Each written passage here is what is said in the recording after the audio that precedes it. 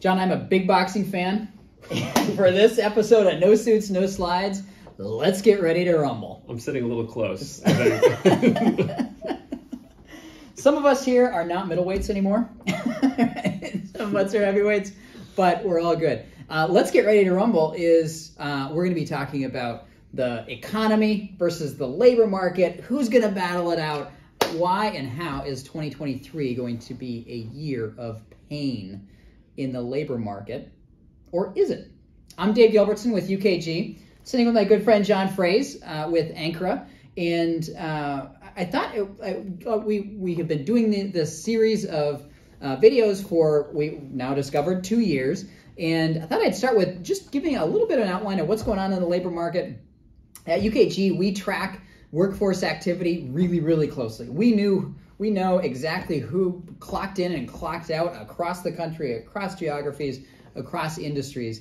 And we have seen the last really 7 months in a row, and I think it might be 8 months this month, of what I've called a Goldilocks labor economy, where we see just kind of slight declines every month, not growing too fast, not growing too slow, but just right. And that has allowed us to be in what I believe is going to end up being a pretty soft landing for the labor market. So one question that you see all the time in the media, this might surprise you, but the media actually likes to kind of overplay things every once in a while. That sounds outrageous. Right, exactly. But one of the things that they are constantly playing up is the economy is going south, and that's going to take the labor market with us.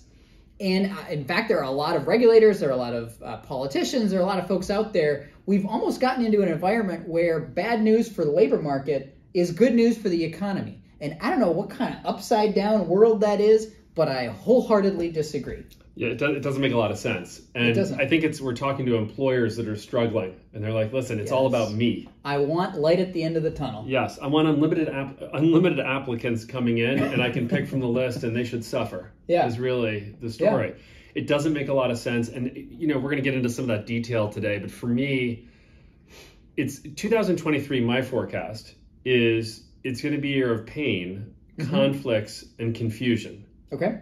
And we're going to get into some of that detail here, but just at a high level, the story is, as a consumer removes themselves from mainstream communities, we have no idea how they're going to behave. And there's so many shockwaves that we're still sorting out through the supply chain. Yeah. We don't know how much of what is where. Now, what do you mean by mainstream communities? So looking in even a town, let's say just a normal town in middle America, people going to church, people getting married and having children, moving out of their parents' house. These are all predictive behaviors based on where you live. Private equity firms are famous for being able to predict, how much of what we're going to buy so they can invest effectively in different products and services. Yep. We have people leaving those communities. They're still physically in the community. They're just staying more at home and removing themselves from those engaged activities. Sure. Going to church is an example I love to use, and I'm not telling everybody they need to go to church. It just makes it easier for investors, because if you go to church, there's certain predictable behaviors that you display. You're more likely going to get married, have at least 2 children, et cetera, et cetera, et cetera. Whereas I could absolutely care less about making it easier for investors. Yes, exactly. However, I think that the data points that you mentioned are really important, because it also indicates that people have less of a connection to their community for longer. They kind of push off that connection to the community until really their early 30s is what the data is showing, whereas it used to be kind of their early 20s they'd start to get engaged. At the end of the day, that's made them a lot more mobile and able to job hop. It's a great win for them from a flexibility perspective. It's a great loss for employers. And employers instead complain about, they're lazy and entitled. The one that I love is they don't even know how to balance a checkbook. Yep. We say, well, that's because they don't use checkbooks anymore. You dinosaur. Right, the 1990s called. Yeah, and they want their checkbook back. That's probably not balanced properly anyway. But it's those kinds of comments. Listen, I think this is an entitled population, and for good reason. They've made smarter decisions, giving them the entitlement to make different decisions. So they're able to have freedom, so of course they're entitled. Sure. Is that a bad thing? We live in a free country. Yeah. And it's I don't want to get political, but it is interesting that people that are generally free market are the same people that are complaining that these folks need to move out of their parents' house, get a job, come work for them for $15 an hour. Yeah. Choices be damned. Right. So let's get back to the Royal Rumble today. Yes, no, it's good. That's what we're here to talk about. So I'm going to give you just very briefly kind of what I'm seeing in this battle royale between the economy and the labor market. And part of the challenge here is there's not a single economist out there who's been alive at a time when you've had a recession and a healthy labor market. And I think that's exactly what we're about to get. We are about to get a job-full recession. Here's why I think that. We all of a sudden see folks that are older than 55 used to be retiring later. They used to retire well into their 60s, sometimes into their 70s. When the recession hit, that stopped. So that whole population is all of a sudden retiring in much greater numbers than they used to. As John just walked through, the younger folks are coming up and they have less of a connection to the community, so they're able to job hop. We have seen increased quits in the labor market every year other than 2020, every year for the last 13 years, and we're going to see an increased number again this year.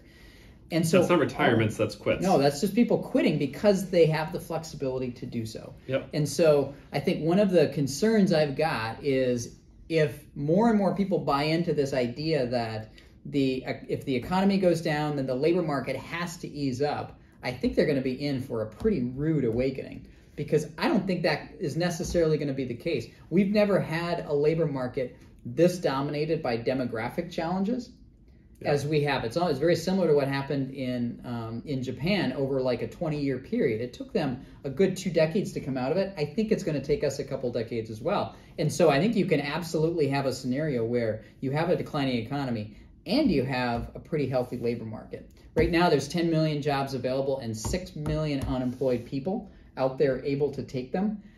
That's, even if that number continues to kind of contract, at the start of the pandemic, there were about 1 million more jobs available than there were people to take them. So even before the pandemic, this was a struggle, and I don't think we've really dealt with it. So if the Royal Rumble is between the recession and the labor market, I think the labor market's going to win, even as interest rates continue to go up.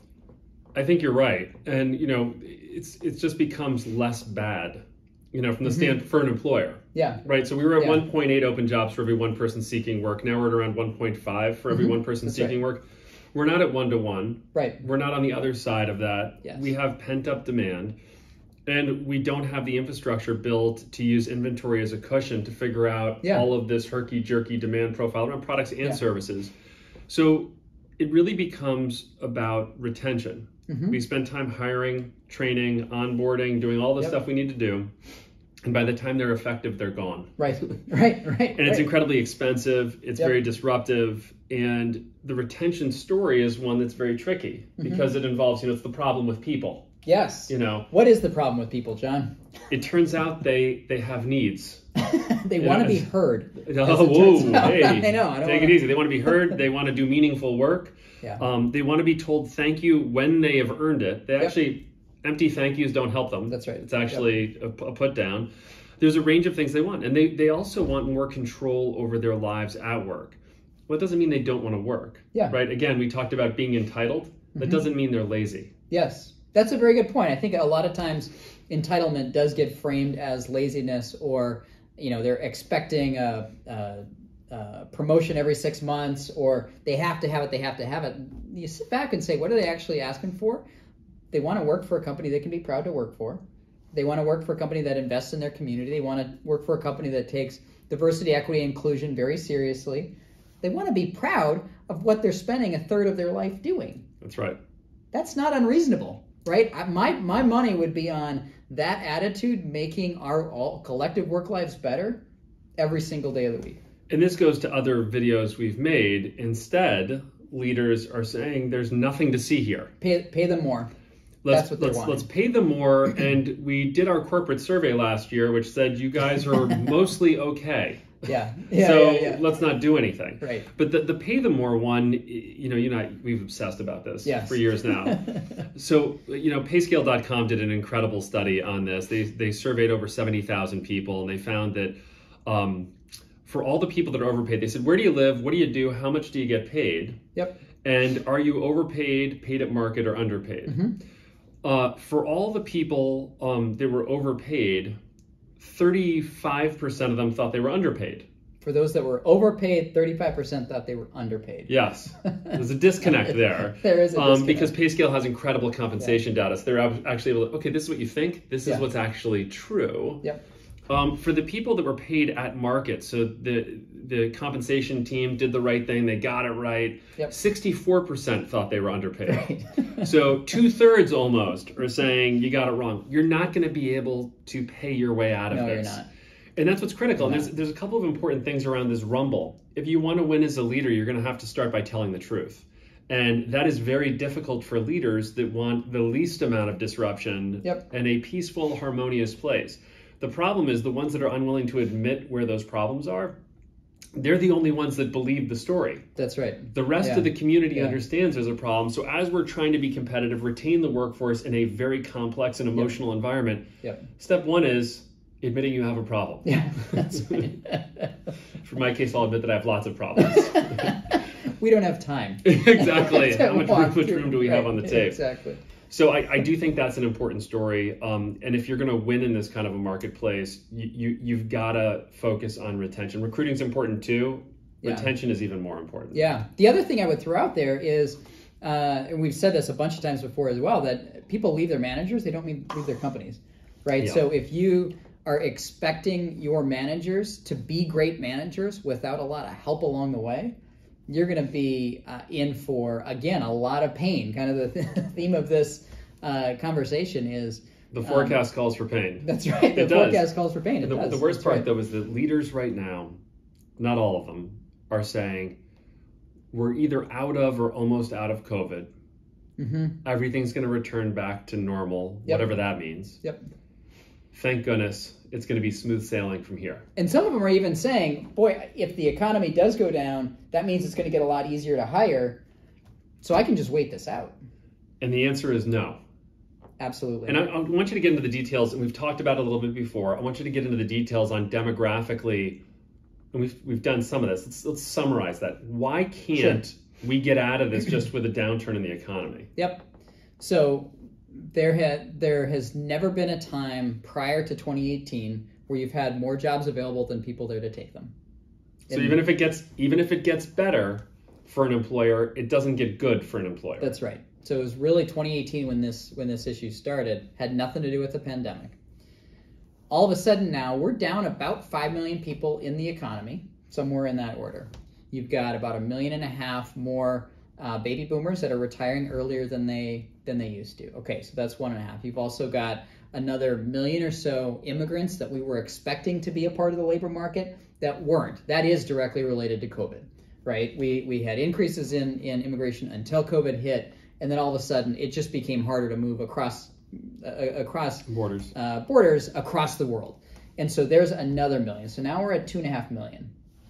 Some of the stats that you've given are, if we saw 47 million quits last year, figure they're out of work for a few weeks at a time on average, that's another 3 million that are out of the workforce that shouldn't necessarily be. We were planning to count on them. At any given time. At any given time. Right, if it's 47 million, 51 million, whatever the quit number is, that equates, if they're out of work for 3 weeks, it's going to be 3 million consistently.